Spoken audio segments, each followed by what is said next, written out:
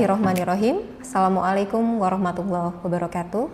Selamat pagi, salam sejahtera untuk kita semua. Perkenalkan, nama saya Vina Rosalina. Saya dosen tetap pada Prodi Ilmu Hukum Fakultas Hukum Universitas Muhammadiyah Jember. NUPTK 3461 769670 2300232. NIDN 0729 091 104. Saat ini, saya sedang mengikuti proses sertifikasi dosen gelombang 1 yang diselenggarakan oleh Kementerian Pendidikan Tinggi, Sains, dan Teknologi tahun 2026. Video ini saya buat sebagai pernyataan diri dosen dalam unjuk kerja Tridharma Perguruan Tinggi atau disebut dengan PDD UKT-PT, khususnya dalam bidang pengajaran. Pada kesempatan ini, saya akan memaparkan mata kuliah yang saya ampu, yaitu mata kuliah Tindak Pidana Ekonomi dengan kode mata kuliah FH-OBE-021. Mata kuliah ini merupakan mata kuliah wajib yang ditujukan kepada mahasiswa program studi ilmu hukum semester 4 dengan bobot 2 satuan kredit semester atau 2 SKS. Mata kuliah yang wajib ditempuh sebelum mata kuliah Tindak Pidana Ekonomi adalah Hukum Pidana. Mata kuliah Tindak Pidana Ekonomi merupakan mata kuliah hukum pidana khusus yang mempelajari konsep, ruang lingkup, dan perkembangan tindak pidana di bidang ekonomi dalam sistem hukum Indonesia. Mata kuliah ini membahas karakteristik hukum pidana ekonomi sebagai bagian dari kebijakan kriminal atau criminal policy, termasuk analisa terhadap berbagai peraturan perundang-undangan yang mengatur tindak pidana di bidang perbankan, pasar modal, pencucian uang, kepabeanan, perundang-undangan konsumen, dan sektor ekonomi lainnya. Cangkupan pembelajaran yang akan dipelajari dalam satu semester adalah konsep dasar tindak pidana ekonomi, politik hukum dan kebijakan kriminal atau criminal policy, unsur dan konstruksi delik pidana ekonomi, tindak pidana korupsi, tindak pidana di bidang perbankan, tindak pidana di bidang pasar modal, tindak pidana pencucian uang atau TPPU, tindak pidana kepabeanan dan cukai, tindak pidana perlindungan konsumen, pertanggungjawaban pidana korporasi dan konsep kesalahan atau mens rea, sistem pembuktian dan jenis-jenis sanksi, penegakan hukum dan problematikanya, analisis putusan, restoratif justice, dan penyusunan legal opinion. Proses pembelajaran dirancang melalui kombinasi metode ceramah interaktif, studi kasus, diskusi, problem-based learning, dan analisa putusan pengadilan agar mahasiswa tidak hanya memahami aspek normatif, tetapi juga mampu mengaitkannya dengan praktek penegakan hukum. Adapun capaian pembelajaran lulusan atau CPL terbagi dalam 3, yaitu yang pertama, lulusan mampu bersikap profesional, jujur, dan berintegritas, menguasai konsep, asas, dan norma hukum, dan menerapkan hukum dalam penyelesaian masalah hukum melalui penyusunan argumentasi dan dokumentasi hukum secara logis, sistematis, dan bertanggung jawab. CPL yang kedua, lulusan mampu menjunjung tinggi etika akademik dan sikap ilmiah, memahami teori hukum dan metodologi penelitian hukum, serta menganalisis dan menyajikan hasil kajian secara sistematis dan kritis. Capaian pembelajaran yang ketiga, lulusan mampu bersikap taat hukum, adil, dan bertanggung jawab, memahami sistem ketatanegaraan dan peraturan perundang-undangan, serta mampu menganalisis kebijakan hukum dan dokumen hukum pemerintahan. Adapun capaian pembelajaran mata kuliah atau CPMK adalah sebagai berikut. Yang pertama, mahasiswa mampu memahami dan menjelaskan konsep, asas, serta ruang lingkup tindak pidana ekonomi dalam sistem hukum pidana Indonesia, pencapaian CPL 1. Kemudian yang kedua, mahasiswa mampu menganalisis unsur-unsur tindak pidana ekonomi dan pertanggungjawaban pidana dalam berbagai peraturan perundang-undangan di bidang ekonomi, pencapaian CPL 1 dan CPL 3. Yang ketiga, mahasiswa mampu melakukan kajian normatif dan analisis kritis terhadap kebijakan kriminal atau criminal policy dalam penanggulangan tindak pidana ekonomi, pencapaian CPL 3. Yang terakhir, mahasiswa mampu menyusun argumentasi hukum dan atau legal opinion dalam kasus tindak pidana ekonomi secara sistematis dan bertanggung jawab, pencapaian CPL 1. Adapun kemampuan akhir pada tiap tahapan pembelajaran atau sub CPMK, CPMK 1, 1. Mahasiswa mampu menjelaskan pengertian dan karakteristik tindak pidana ekonomi. 2. Mahasiswa mampu menguraikan perkembangan regulasi tindak pidana ekonomi di Indonesia. 3. Mahasiswa mampu menjelaskan perbedaan hukum pidana dan pidana ekonomi sebagai hukum pidana khusus. CPMK 2. Pertama, mahasiswa mampu mengidentifikasi unsur-unsur delik dalam tindak pidana ekonomi. 2. Mahasiswa mampu menganalisa bentuk-bentuk tindak pidana ekonomi, misalnya penyelundupan, tindak pidana perbankan, pasar modal, pencucian uang, dan sebagainya. 3. Mahasiswa mampu menganalisis pertanggungjawaban pidana individu dan korporasi dalam tindak pidana ekonomi. 4. Mahasiswa mampu menjelaskan mekanisme pembuktian dan sanksi dalam tindak pidana ekonomi. CPMK 3. 1. Mahasiswa mampu menganalisis kebijakan hukum pidana dalam pemberatan tindak pidana ekonomi.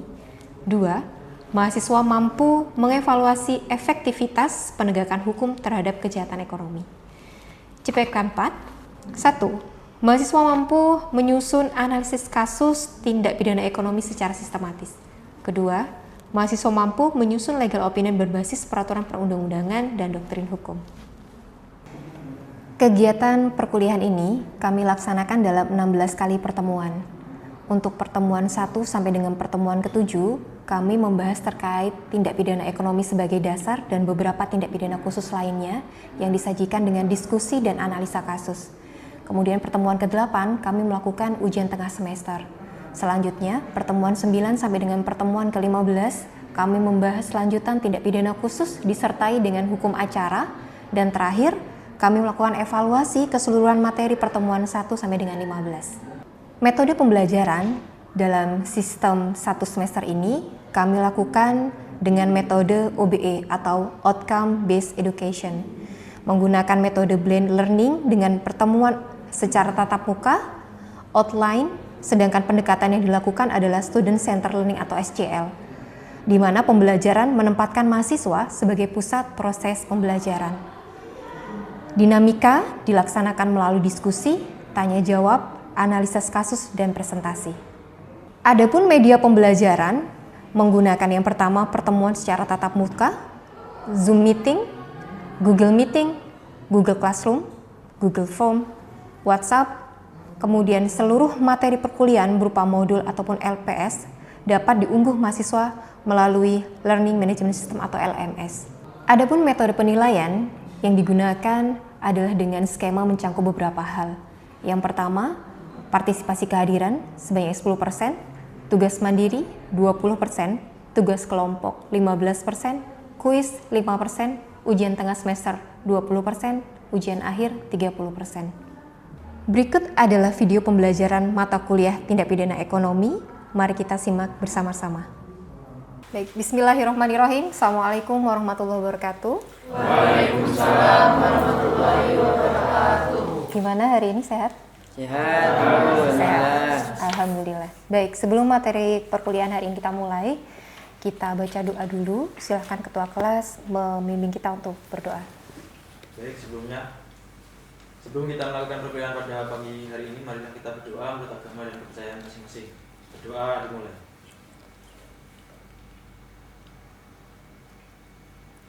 Berdoa selesai. Terima kasih Mas Satrio. Baik teman-teman, sebelum kita mulai perkuliahan, saya absensi terlebih dahulu. Silakan acungkan tangan untuk yang saya panggil. Satrio Jenar Pandalu. Ada, Bu. Oke. Adilia Kulaifa. Hadir. Oke. Astrin Bernita Rahma. Hadir, Bu. Oke. Mas Cesta Adabi Adri. Ada, Bu. Oke. Terakhir Mbak Rara Karisa. Oke. Baik, terima kasih. Kita menuju ke materi, teman-teman. Hari ini adalah pertemuan yang ke-4. Materi ini akan membahas terkait tentang tindak pidana korupsi. Sebelum kita membahas terkait tindak pidana korupsi, kita review ulang terlebih dahulu materi kita sebelumnya atau materi ketiga. Materi ketiga kita membahas terkait tentang unsur dan konstruksi delik pidana ekonomi. Oke.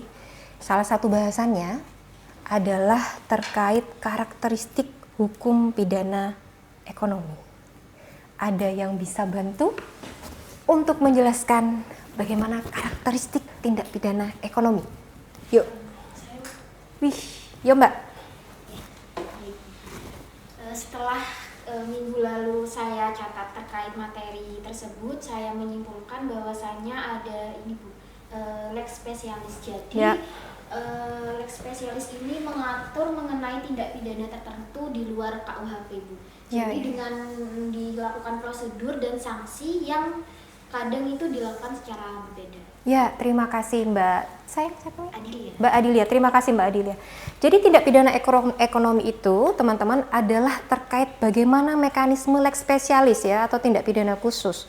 Tindak pidana khusus itu memiliki karakteristik tersendiri, sehingga masalah penanganannya, ya, hukum acaranya, deliknya pun tersendiri. Itu yang kita bahas kemarin. Adakah yang lainnya yang ingin mengingat-ingat atau mengevaluasi pembelajaran kita kemarin? Saya Bu. Ya, silahkan Mbak. Mbak Astrin. Mungkin juga ada tambahan dari segi politik hukum dan kebijakan kriminalnya. Oke, good. Nah, maksudnya itu seperti prinsip ultimum remedium yang berubah menjadi primum remedium. Oke. Jadi hukum pidana tidak lagi menjadi instrumen terakhir, namun ditempatkan sebagai senjata utama sejak awal karena risikonya yang terlalu besar jika ditunda, atau biasa dikenal dengan extraordinary crime. Waduh, terima kasih Mbak Astrin, silakan duduk. Baik teman-teman, kita mengingat kembali materi yang kemarin yang menyebutkan bahwa tindak pidana ekonomi itu adalah extraordinary crime. Apa sih extraordinary crime? Extraordinary crime adalah tindak pidana yang penyelesaiannya harus dilaksanakan dengan metode yang lebih ekstra daripada metode yang sebelumnya. Banyak sekali contoh-contohnya seperti pembuktian terbalik ya. Kalau pembuktian pada tindak pidana umum ya, pembuktiannya harus dilakukan oleh jaksa. Tapi ketika kita berbicara tindak pidana ekonomi, ada pengecualian extraordinary crime itu. Salah satunya adalah bagaimana cara membuktikan, terdakwanya membuktikan bahwa dia tidak bersalah. Good, terima kasih teman-teman. Sekarang kita kembali lagi ke materi yang keempat, atau tindak pidana korupsi. Jadi pada tindak pidana korupsi ini ada korelasi teman-teman dari pembahasan kita yang lama, ya, pembahasan kita yang terdahulu ke tindak pidana ekonomi atau tindak pidana korupsi. Tadi sudah dibahas nih, Mbak Astrin bilang, Bu, tindak pidana ekonomi itu extraordinary crime ya. Kemudian Mbak Adil juga menjelaskan bahwa Bu, ada lex specialis Bu dari tindak pidana ekonomi. Good, maka kita berbicara tentang tindak pidana korupsi sebagai extraordinary crime yang memiliki kekhususan. Ya, memiliki kekhususan sehingga apa? Dia mempunyai karakter tersendiri ya, sehingga kita perlu mempelajari lebih dalam ya ke korupsi ini. Bagaimana sih sebenarnya korupsi itu? Apakah korupsi ini mekanismenya berbeda dengan tindak pidana umum sebelumnya? Dan ada yang lebih menarik daripada itu, bahwa tindak pidana korupsi saat ini sudah diatur dalam KUHP 2023. Konsekuensi logisnya adalah ya, maka dia tidak hanya tunduk terhadap Undang-Undang Tindak Pidana Korupsi, tapi juga tunduk terhadap KUHP 2023. Good. Sekarang kita lanjut terlebih dahulu. Dalam pembelajaran ini teman-teman ada tujuan ya. Jadi setelah kalian mempelajari ini setidaknya ada 4 hal yang teman-teman nanti bisa jelaskan atau hasil akhirnya gitu ya. Yang pertama adalah tentang karakteristik dulu. Dengan mempelajari tindak pidana korupsi, teman-teman akan bisa menjelaskan dengan sangat baik apa yang dimaksud dengan kejahatan korupsi, bagaimana mekanisme extraordinary crime-nya, ya. Kemudian kalian juga akan memahami bagaimana unsur-unsur deliknya, apakah unsur deliknya tetap seperti di Undang-Undang Tindak Pidana Korupsi yang lama, atau dia sudah baru unsurnya. Nanti kita akan pelajari itu.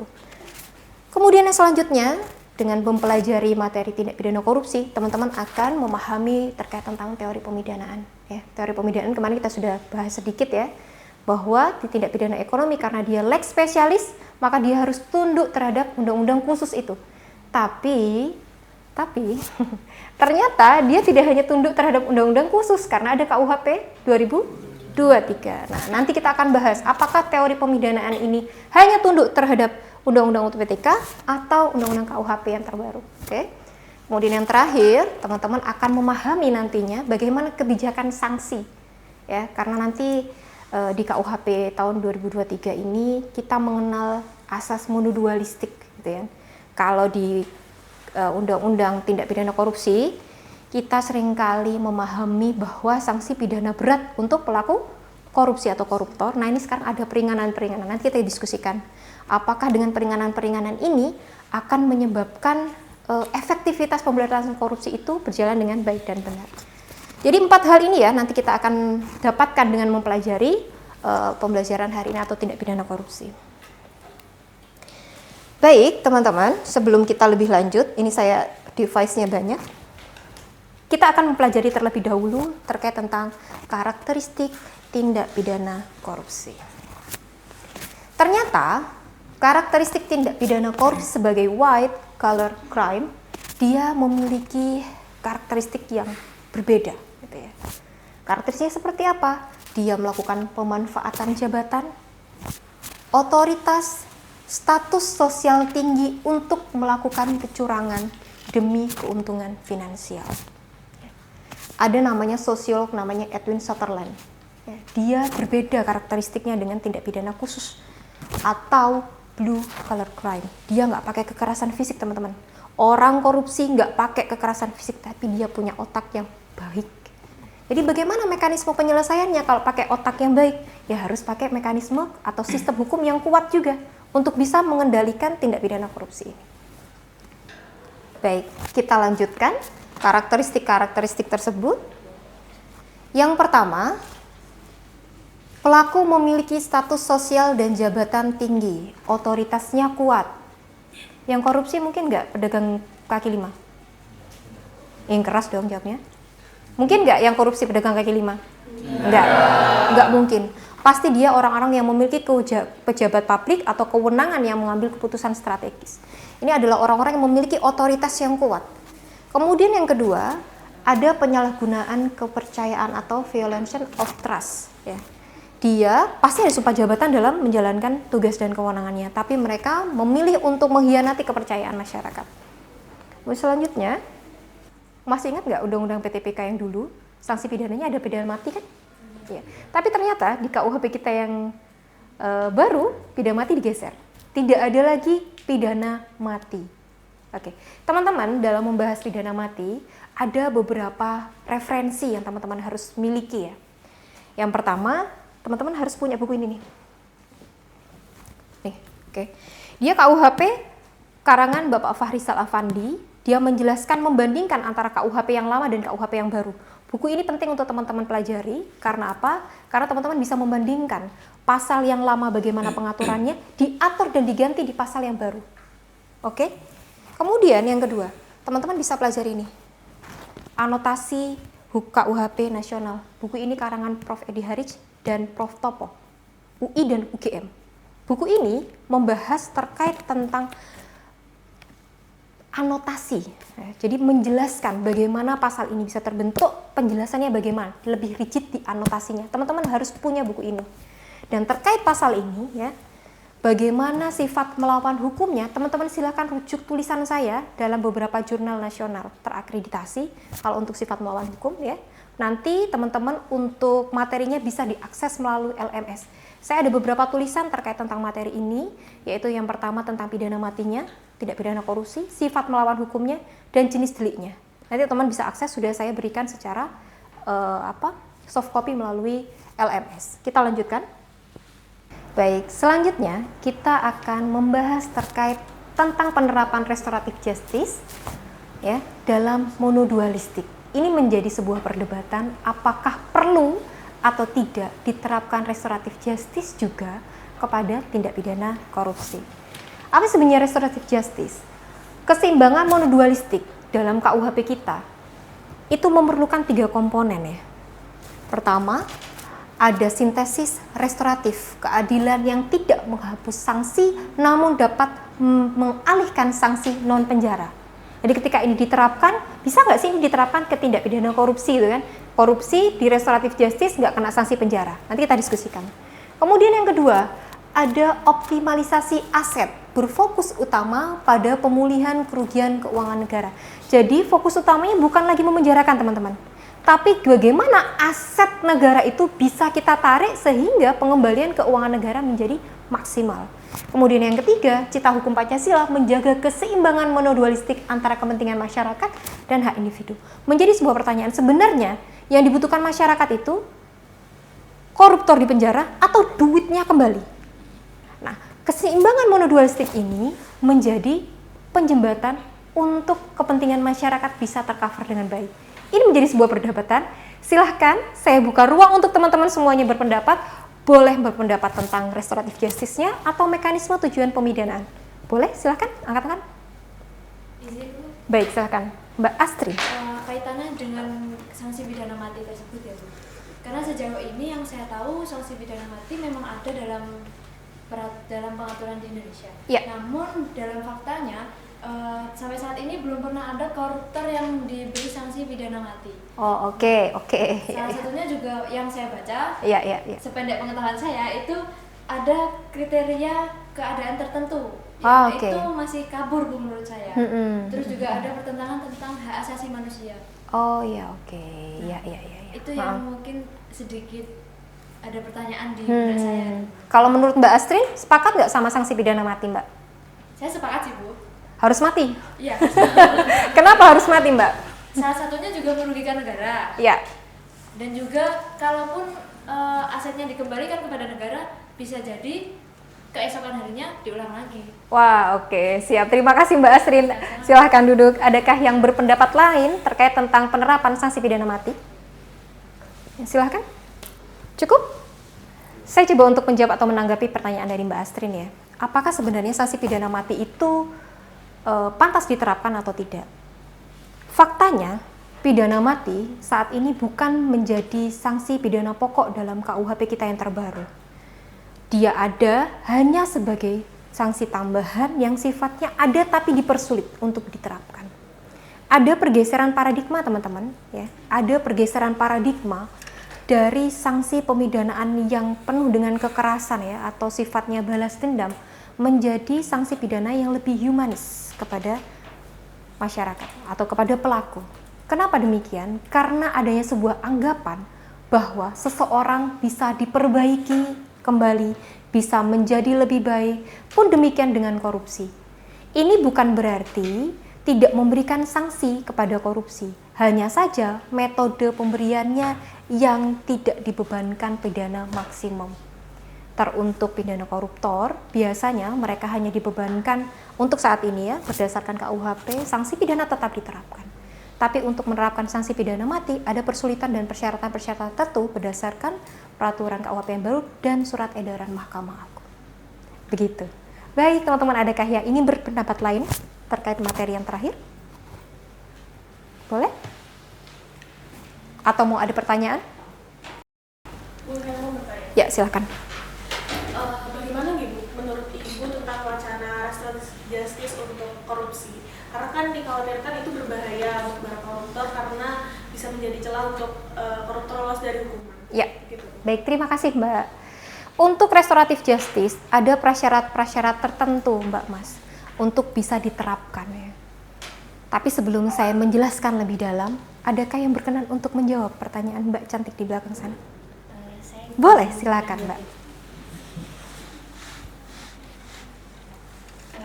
Menurut saya kekhawatiran itu muncul di benak semua pihak ya, tetapi kalau kita lihat yang ada, sanksi itu tetap ada jika diterapkan, tetapi juga bisa berupa sanksi sosial, terus misalkan kayak ganti rugi, kerja sosial, ataupun pembatasan hak untuk pelaku tersebut, dan juga tujuannya untuk memulihkan kerugian dan mendidik pelaku. Tetapi kita juga harus melihat Bu, memperhatikan tingkat kesalahannya dan juga dampak dari kejahatan tersebut. Ya. Baik, terima kasih Mbak Adel untuk pendapat yang sudah diberikan. Ada yang mau berpendapat lagi atau menanggapi pernyataan dari Mbak Adel? Baik, silakan Mas Satrio. Baik, menurut saya restoratif justice ini dinilai belum tepat dilakukan untuk pidana korupsi. Dari situ untuk kasus pidana korupsi di Indonesia saat ini, karena instrumen hukumnya belum mengatur RJ untuk lebih secara jelas, Bu. Ya. Sehingga penanggapan rawan menjadi diskresi yang disalahgunakan. khawatirnya menjadi disalahgunakan. Oke, baik. Terima kasih Mas. Ada lagi yang mau menambahkan? Atau Mbak Adel mau nambahin? Boleh, silahkan. Saya izin menambahkan juga Bu. Baik. Jadi kalau hanya mengembalikan uang saja tanpa adanya sanksi lain, Ya, ya. itu menurut saya juga tidak adil dan bertentangan juga dengan pasal 4 Undang-Undang PTPK juga. Ya. Jadi implementasinya itu juga harus sangat kuat dilakukan di Indonesia ini jika ingin melakukan restoratif justice tersebut. Oh, jadi Mbak Adelia masih membuka kemungkinan untuk diterapkan restoratif justice.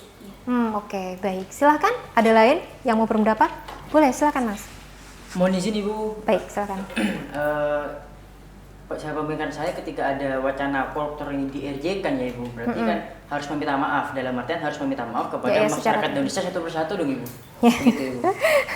Baik, terima kasih Mas. Gimana caranya minta maaf satu persatu Bu? Orang Indonesia kan banyak gitu ya. Betul. Secara teori teman-teman, restoratif justice itu yang pertama memang harus ada unsur pemaaf terlebih dahulu. Jadi dia bisa di-RJ kalau seandainya bisa dimaafkan. Pertanyaannya ini menjadi perdebatan, gimana caranya minta maaf ke satu orang atau perwakilan saja atau gimana? Itu kan susah. Nah, maka dari itu teman-teman, RJ ini memang perlu menjadi pertimbangan khusus ya, karena yang pertama, benar kata Mas Satrio, belum ada instrumen yang kokoh untuk bagaimana menerapkan RJ kepada tindak pidana korupsi. Dan ada aturan-aturan yang menjadi dasar bahwa RJ sendiri tidak bisa diterapkan pada tindak pidana berat. Salah satunya adalah tindak pidana korupsi. Begitu teman-teman, adakah yang ingin ditambahkan atau didiskusikan kembali? Cukup? Baik, alhamdulillah. Baik, jika tidak ada yang didiskusikan, mari kita simpulkan perkuliahan kita hari ini. Baik, kata kunci pembelajaran, ada 3 hal yang menjadi kesimpulan dari pembelajaran kita, teman-teman. Yang pertama, korupsi adalah extraordinary crime yang membutuhkan pendekatan hukum, acara, dan kelembagaan yang luar biasa secara khusus. Itu yang pertama. Kemudian yang kedua, konstruksi pasal 603 dan 604 KUHP baru menegaskan karakteristik korupsi sebagai delik material. Kemudian yang selanjutnya, pembaharuan hukum hendaknya mencerminkan keadilan berimbang melalui keseimbangan monodualistik Pancasila. Cukup teman-teman? Baik, jika sudah cukup silahkan dicatat untuk tugas minggu depan. Silahkan teman-teman narasikan ya dalam 700 kata, dicatat, terkait tentang bagaimana pendapat teman-teman atas penerapan restoratif justice bagi pelaku tindak pidana korupsi. Berikan dasar yang kuat.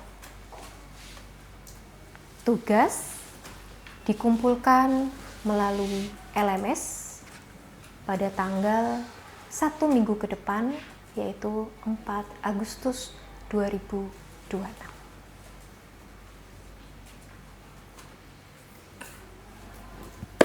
Cukup jelas? Cukup. Baik, terima kasih teman-teman. Minggu depan kita akan membahas terkait tindak pidana perbankan. Silahkan dipelajari terlebih dahulu. Terakhir, terima kasih banyak dan mohon maaf jika ada kesalahan dalam bersikap dan berucap. Semoga apa yang kita pelajari berkah untuk kita semuanya. Saya izin akhiri. Assalamualaikum warahmatullahi wabarakatuh. Waalaikumsalam warahmatullahi wabarakatuh. Demikian video pembelajaran mata kuliah tindak pidana ekonomi. Semoga menjadi pertimbangan yang baik untuk proses sertifikasi dosen gelombang 1 tahun 2026. Wassalamualaikum warahmatullahi wabarakatuh.